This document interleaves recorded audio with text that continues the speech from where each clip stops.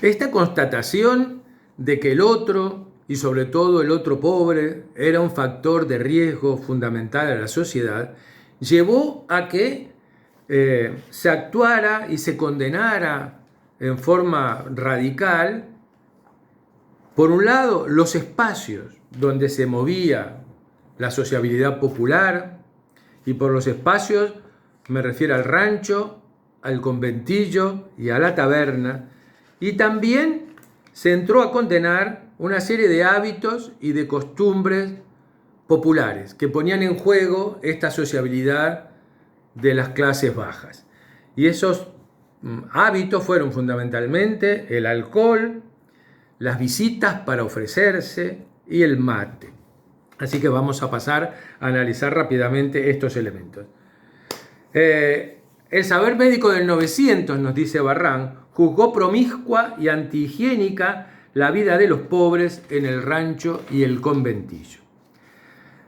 Hay una cantidad acá de relatos sobre los ranchos y sobre los conventillos. Yo elegí uno de cada uno para no extendernos demasiado, pero tenemos, por ejemplo, que en 1914 el inspector departamental de Durazno y en 1918 los médicos del servicio público de Soriano y de Salto nos dieron la tónica de cómo era este discurso respecto al rancho donde vivían las clases desposeídas.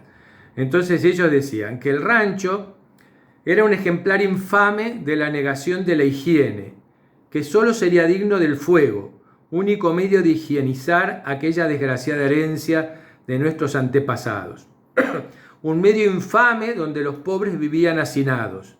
La inmunda posilga en que vive mucha gente pobre, donde casi a la intemperie, en un cuartucho de 2,5 metros por 2 metros, viven el marido, la mujer, 4 o más hijos, el perro, el gato y otros animales domésticos en absoluto hacinamiento.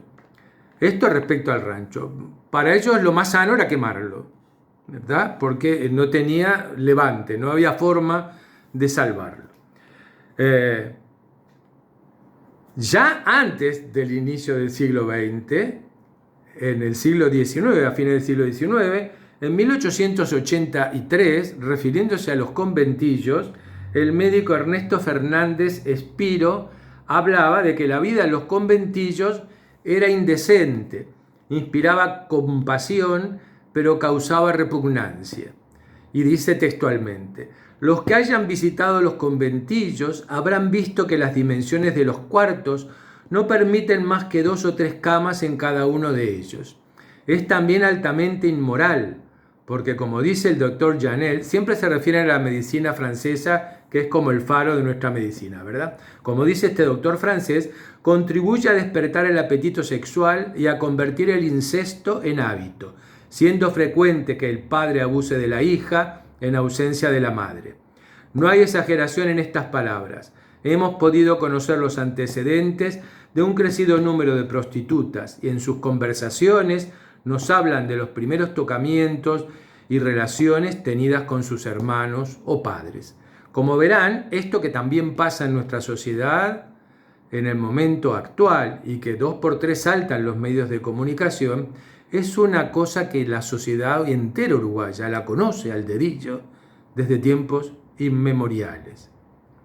Claro que en una sociedad patriarcal, donde el macho es el que vale, estas cosas siempre tuvieron sus más y sus menos, como lo siguen teniendo ahora. Pero esto es harina de otro costal, ¿verdad? O sea que hemos leído algo sobre el rancho, algo sobre el conventillo y finalmente sobre el otro lugar y antro de perdición, que era la taberna o el café, ¿verdad? Y entonces tenemos esta pequeña notita que nos pone Barrán. Dice: en la noche del 22 de julio de 1903, el médico Joaquín de Salterein, fundador de la Liga Uruguaya contra la Tuberculosis, dio una conferencia para los obreros en el Victoria Hall sobre esa enfermedad, sobre la tuberculosis, y les dijo: por desgraciados que os suponga, casi todos disponéis del descanso del domingo, que aprovecháis a menudo, no os ofendo, en la convivencia de la taberna, de la pulpería. ¿Y a qué vais allí? A respirar nuevamente un aire viciado, a beber una copa de esos venenos con nombres acaramelados, a reñir luego de haberos refrescado con la gota de licor, unos por blancos, otros por colorados, aquellos por el socialismo, los de aquí por la anarquía, todos a vaciar vuestros bolsillos escuálidos y a terminar la noche rabiando si los niños lloran y gritando si están callados. Si como a menudo acontece atrapáis un constipado, un resfrío, un aire, comenzáis a toser y a perder el apetito y a escupir en todas partes, en el taller, en la calle, en la propia habitación. Para engañaros y distraeros, frecuentáis más que nunca la taberna, y más que nunca aumentan la tos y la salivación y la pérdida del apetito. Estos juicios sobre la vida de los cafés, sobre los riesgos que corrían los obreros, fundamentalmente porque se suponía que la clase alta no iba a estos antros, iba a otros, como todos sabemos, de otra prosapia. Pero bueno, esto que era lo que se opinaba desde la visión médica y de la visión de las élites sociales sobre los lugares donde se desarrollaba la vida de la población sin recursos, ¿verdad? El rancho, el conventillo, la taberna, se extendió mucho, ¿verdad? Se extendió mucho. Y Barrán nos señala, todo sitio cerrado, donde las personas se aglomerasen y respirasen juntas, fue condenado. Miren, escuchen lo que viene ahora y piensen lo que está pasando ahora en nuestro tiempo, ¿verdad? Todo fue condenado. Iglesia, café, escuela, hospital, biógrafo, teatro, taller, oficinas públicas. En esos lugares, como sostenía Sebastián Rodríguez en 1913, se produce un aumento de contactos y un aumento de probabilidades de contagio que se unen al debilitamiento obligado en que ya se encuentra todo organismo que vive en esas condiciones. Y en 1935, otra vez nuestro amigo Francisco Brito del Pino recomendó a sus lectores liceales: debe evitarse el aire viciado o poco ventilado y huir de los locales demasiado cerrados o en los cuales hay aglomeración de personas como biógrafos, etcétera, etcétera. Por eso en el 900 se conoció el auge de las escuelas al aire libre y de las colonias de vacaciones, y de la gimnasia, la calistenia y todo lo demás. Y para eso les recomiendo a los que ya se animan a salir, a caminar un poquito, que vayan a la fotogalería del Parque Rodó, esa que se encuentra frente a lo que antes era la entrada al casino, ¿verdad? En el edificio del Mercosur. En la fotogalería del Parque Rodó hay en este momento una estupenda muestra fotográfica sobre los deportes al inicio del siglo XX, en el cual nosotros vemos justamente a las maestras, a las alumnas de las escuelas de magisterio haciendo gimnasia, a los niños de las escuelas, a todas las plazas de deportes, las piscinas municipales, etcétera, etcétera, que pusieron esta prédica médica, la bajaron a tierra y la llevaron a la vida de todas las personas que acudían a la enseñanza pública, ¿verdad? En el cual se les marcó a fuego que la salud pasaba por la vida sana, saludable, deportista, al aire libre, etcétera, etcétera. Vayan a verla porque es impagable por la belleza de las fotos, por un lado, y segundo porque ilustra de una manera mucho mejor de lo que yo puedo explicarles en la palabra todo esto de lo cual estamos hablando. Y fíjense las fechas de las fotos y lo que las fotos nos muestran. Muy bien. Para finalizar, como verán, todos los espacios donde estuviese el público encerrado y respirando juntos era lugar a prohibir. Pero por supuesto la taberna y el consumo de alcohol fue lo que más se satanizó en esta época, ¿verdad? Por eso digo que también no solo se satanizaron los lugares, sino que también las costumbres. Entre estas costumbres, una de las primeras fue el alcohol. Y acá dice Barrán que los médicos de derecha derecha, los médicos de la élite conservadora, ¿verdad? Los médicos de derecha adujeron otra razón para combatir a la taberna. Esta razón era que fomentaba entre los obreros una sociabilidad peligrosa para el orden social establecido.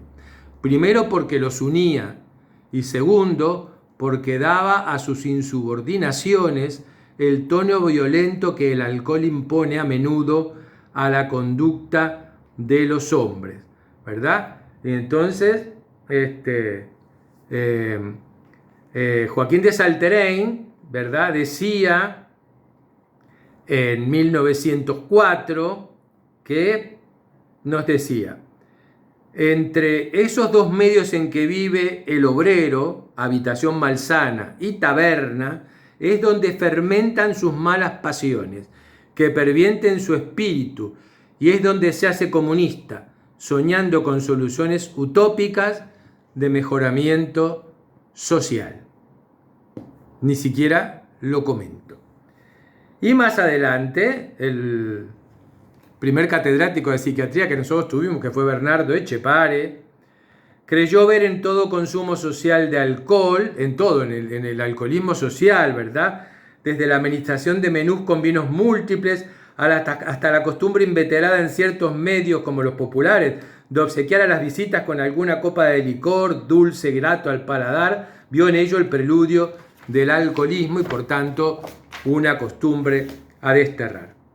Finalmente, también una costumbre que se condenó fue la visita a los enfermos y las visitas que se realizaban en el momento del parto para ofrecerse, ¿verdad? Para ofrecerse, es decir, cuando los vecinos, los familiares visitaban a los enfermos o a las parturientas para ofrecer su colaboración y su ayuda, ¿verdad?, que también fueron consideradas antihigiénicas y molestas, ¿verdad?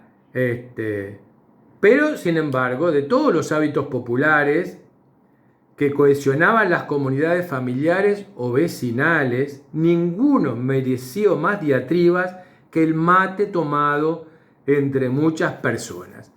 En 1916, el médico Fernando Giribaldo comentó el uso popular de la infusión y dice: uno de los placeres del mate, y no el menor, es el de tomarlo en común, ya sea mano a mano, como se dice, departiendo horas enteras, fumando y tomando el mate que se ceba alternativamente, ya sea en reunión, en rueda, cuando en reuniones de baile o de velorio o de simple visita, uno o dos mates recorren sucesivamente y por orden todas las personas de la rueda, ya que el problema radicaba en la cantidad de bacterias que una boca enferma puede depositar en los bordes de la bombilla, que van por su interior hasta el fondo del mate y luego son ingeridas con la nueva infusión del vecino o simplemente absorbidas por el contacto de los labios en el mismo sitio de la bombilla donde el otro dejó su baba. El tema del mate dio para mucha literatura, ¿verdad? Pero fue terriblemente atacado. Y recordarán que a muchos de nosotros, siendo niños, no se nos permitía tomar el mate. En mi casa los mayores tomaban mate, pero a mí me tenían terminantemente prohibido tomar mate y nadie me ofrecía mate, ¿verdad? Yo me encontré con el mate como costumbre social de relevancia en el Uruguay cuando volví de España, luego de la dictadura, y me encontré con que el mate se había convertido en el símbolo popular de resistencia ante la puesta en jaque de la sociabilidad popular por parte de la dictadura, ¿verdad? Bueno, ahora el mate, junto con otras muchas cosas, es vuelto a poner en entredicho como un factor fundamental de contagio. Finalmente, para terminar con esto, Barrán, de este pedacito de su libro en el cual analiza los temas de la sociabilidad popular, termina con un pequeño parágrafo de resumen que dice así: si el pueblo quería vivir, debía reformarse o ser reformado. Toda su cultura, sus hábitos y su sociabilidad fomentaban inmensos focos infecciosos. En verdad, el médico predicaba con la asepsia una nueva cultura y actuaba parecido al colonizador europeo enfrentando a los mundos indígenas. Las prácticas higiénicas coadyuvaron a salvar la vida de los pobres. Y escuchen lo que dice Barran. Pero el autoritarismo y la soberbia iluminista con que los médicos procuraron implantarlas generaron resistencias, algunas de ellas parecidas a las de los pueblos colonizados. Acá Barran plantea en el año 92 algo que también está siendo objeto de análisis en la actualidad. ¿Hasta dónde las medidas que se toman por los gobiernos en atención a esta crisis sanitaria que padece todo el mundo no pueden ser la puerta abierta a la fijación de nuevas prácticas totalitarias o a nuevas prácticas autoritarias, donde, tomando como excusa la salud pública, se coarten en forma profunda los derechos individuales que todos tenemos como seres humanos? Es un tema muy profundo, es un tema que da para mucha reflexión. Lo interesante de todo esto, porque la semana que viene vamos a abordar las miradas ideológicas sobre el tiempo del ocio. Yo me detuve un poco más en estos elementos que tienen que ver con la situación médica, con la situación sanitaria, porque a mí me golpeó enormemente cuando volví a leer estos libros que hacía muchos años que los había leído. Me golpeó mucho la similitud de la etapa que estamos pasando en estos momentos con muchas de las cosas que Barran nos plantea, extrayéndola de los escritos de los principales médicos y principales pensadores de las primeras décadas del siglo XX de nuestro país. Como verán, la historia se repite muchas veces. Obviamente, a 100, 110 años de aquellas épocas, ninguno de nosotros era muy consciente de que todo lo que estamos pasando hoy ya se pasó por otros uruguayos de esa época, que todas las medidas que se están tomando ahora ya fueron tomadas por nuestra sociedad, tal vez no en la forma tan particular con que se están haciendo ahora, pero que todas las medidas que hoy aparecen como, respaldadas en los avances científicos de este tiempo, son más viejas que el agujero del mate. Y eso no es quitarle valor, por favor, a todo lo que el grupo de académicos, que son enormes y valiosísimos, que están apoyando al gobierno para la toma de medidas. Lo que me refiero es que hoy redescubrimos la mirada médica y la mirada científica, que estaba en un segundo, tercero o quinto plano, y que estaba muy mal que estuviera tan detrás del pensamiento económico, del pensamiento político, porque en realidad es verdad que sin salud no hay vida y sin vida no hay sociedad, y no hay economía, y no hay política, y no hay nada. Y por lo tanto, la preservación de la salud, así como a principios del siglo XX se erigió en un objetivo fundamental de nuestra sociedad uruguaya, creo que es momento de que ahora se vuelva a valorar y se vuelva a poner en el centro del tapete.